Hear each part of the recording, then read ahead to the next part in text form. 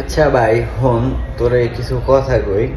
রাহি, তোরে লয়ে আমার এইটা হচ্ছে 3 নম্বর ভিডিও।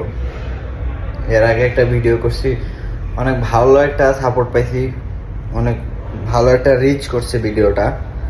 তো ওই ভিডিওটার মধ্যে হাজার হাজার মানুষে কমেন্ট করছে যে মানে অনেক ধরনেরই কমেন্ট থাকে।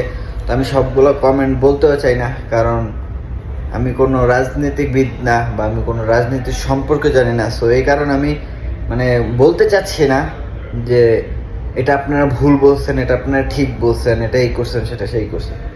তবে আমি একটা কথা বলতে চাই, উপরে আলা আছে, উপরে একজন বসে আছে যে সব কিছু দেখে, যে সব কিছুর বিচার করে।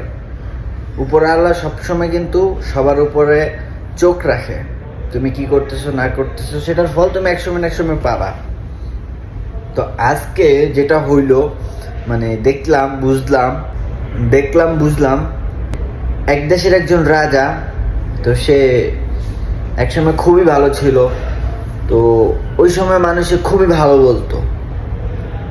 তো বিষয়টা আজকে এমন হয়ে গেল না, সেই রাজাটার পতন হয়েছে, আর প্রজাগুলা বাঁচার জন্য তার গুণগান মানে তার যত বদনাম আছে সেগুলো বলে নিজেরাই ভালো থাকতে চাচ্ছে। এমনটাও হইতে পারে, কিন্তু চিন্তা করে দেখেন। তো দিন শেষে যারা ওনার বদনাম করতেছে বা আফ্রিদির বদনাম করে মানে যাচ্ছে, সেটা শুধু কেন বলতেছে এটা একটু বোঝার উচিত আছে আমাদের। সেটা হচ্ছে নিজেকে বাঁচানোর জন্য। কারণ একসময় তো তার চামচামি করছে, এখন দেশের পাবলিক ওনারে ধৈরা পাঠাই দিচ্ছে, এখন ধরবো কারণ নেক্সট যারা চামচাগুলো ছিল ওই করে ধরবেও। এটা কিন্তু সাধারণ, সেটা আমি হোক কিংবা আপনি হোক, আমি কিন্তু বাঁচার জন্য সবসময়, এখন আমি বাঁচার জন্য আমি তো সুবিধা পাঠাই তো নেব। কারণ আমি জানি এখন কোনো ক্ষমতা নাই, এখন কোনো রাজা নাই, কোনো কেউ নাই। রাজারে তো আমরা ঢুকাই দিচ্ছি, রাজা মরে যাচ্ছে, রাজা আর কখনো ফিরাইব না। তো সেই জায়গায় আমি তো মানে সেই জায়গায় এখন আমি যা খুশি তাই বলতে পারি, কারণ রাজা তো আর কিছু করতে পারবো না, তার দুটি হাত এখন বাঁধা।